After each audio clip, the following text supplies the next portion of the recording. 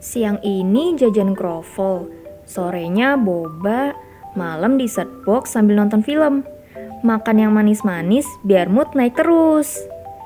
Ini adalah salah satu dari banyak alasan receh yang hampir selalu kita pakai tiap kali akan mengkonsumsi makanan yang mengandung gula. Padahal, hampir semua makanan yang kamu konsumsi setiap hari sudah mengandung gula di dalamnya. Kamu sudah yakin tubuhmu nggak kelebihan gula? Apa sih yang terjadi kalau tubuh kita kelebihan gula?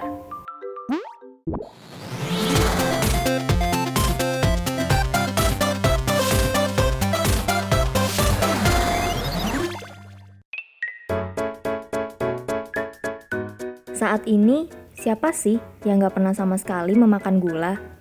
Gula selalu hadir hampir di seluruh makanan, mulai dari makanan yang manis, sampai makanan yang asin atau gurih. Selain sebagai unsur pemanis makanan, gula juga sering digunakan sebagai pengganti MSG pada makanan.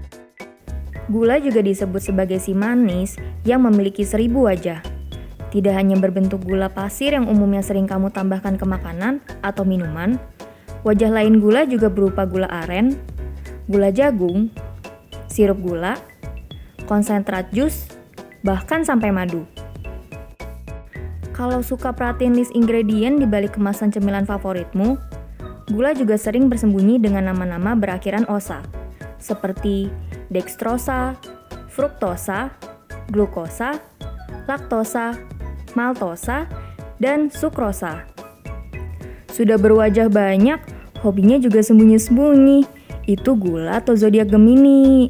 Canda Gemini. Gula adalah bentuk paling sederhana dari karbohidrat. Dibedakan dari jenis molekul pembentuknya, gula dibagi menjadi beberapa jenis, yaitu glukosa, fruktosa, sukrosa, glukosa, dan fruktosa, termasuk jenis gula paling sederhana.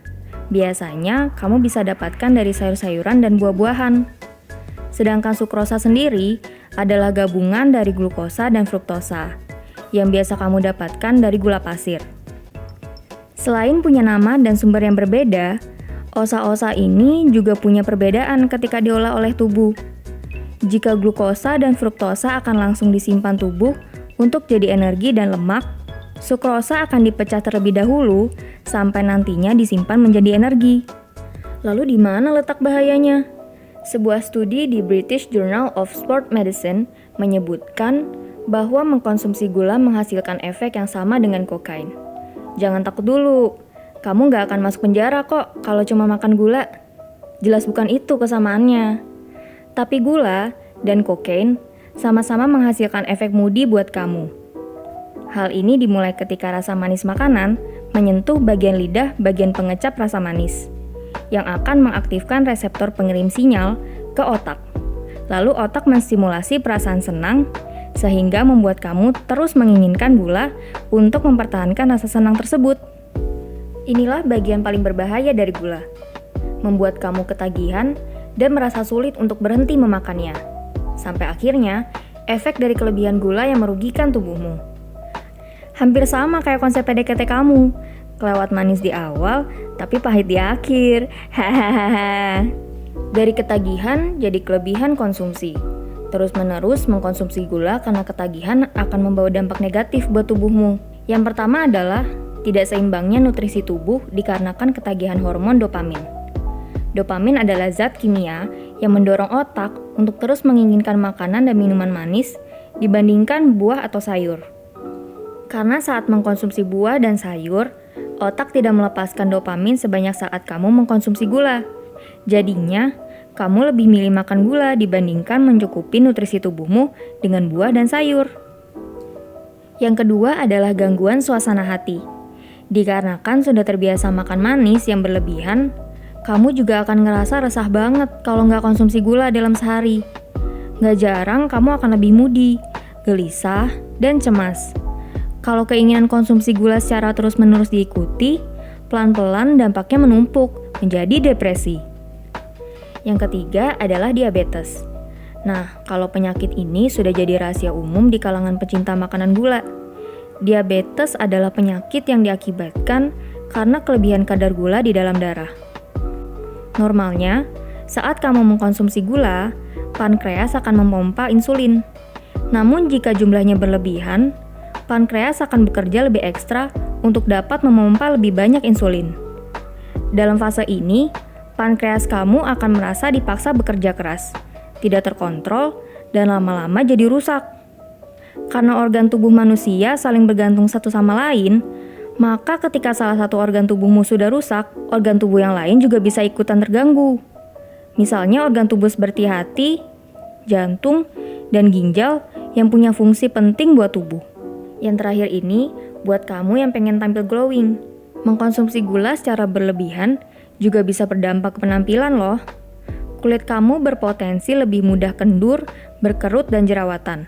Gula dapat menempel pada protein dalam aliran darah, yang mengakibatkan molekul yang berbahaya muncul dan merusak kolagen dan elastin kulit.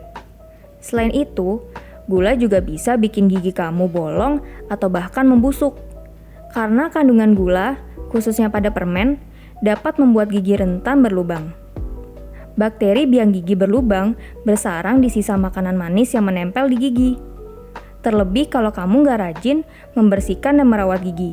Jangan kaget ya, pas bangun tidur, giginya tinggal 2. Umumnya, orang akan merasa parno dan langsung berhenti mengkonsumsi sesuatu ketika sudah tahu dampak buruknya. Kalau setelah nonton ini, kamu jadi berniat untuk benar-benar berhenti mengkonsumsi gula karena sudah tahu dampak buruknya, kamu harus mikir-mikir lagi deh. Loh, kok buat kesehatan malah mikir-mikir? Memang sih, dampaknya terdengar ngeri. Tapi ternyata tidak mengkonsumsi gula sama sekali pun bisa berdampak buruk bagi tubuh. Kamu dapat mengalami hipoglikemia atau gula darah rendah. Kondisi ini terjadi ketika produksi hormon insulin dari pankreas tidak seimbang dengan asupan glukosa yang terlalu sedikit. Selain itu, kamu juga akan kekurangan energi karena sebagian besar energi yang digunakan untuk menjalani aktivitas asalnya dari gula. Yang lebih parahnya lagi, kekurangan gula bisa mengganggu kinerja otak. Karena glukosa adalah satu-satunya bahan bakar yang mampu mendukung otak agar bekerja maksimal. Daripada harus berhenti mengkonsumsi gula, akan lebih baik jika kamu bisa mengatur jumlah yang akan dikonsumsi agar tidak berlebihan. Walaupun punya dampak buruk yang mengkhawatirkan, tapi bukan berarti gula sama sekali nggak bisa kamu konsumsi. Yang terpenting adalah kamu bisa mengatur dan mengolah konsumsi gula agar bisa bermanfaat buat tubuh kamu. Kamu juga bisa rutin cek kadar gula kalau ngerasa sudah keseringan konsumsi gula. Kalau video ini sudah menjawab kekepoanmu, jangan lupa like, komen, dan subscribe biar kamu gak ketinggalan video-video terbaru dari channel ini. Thank you for watching!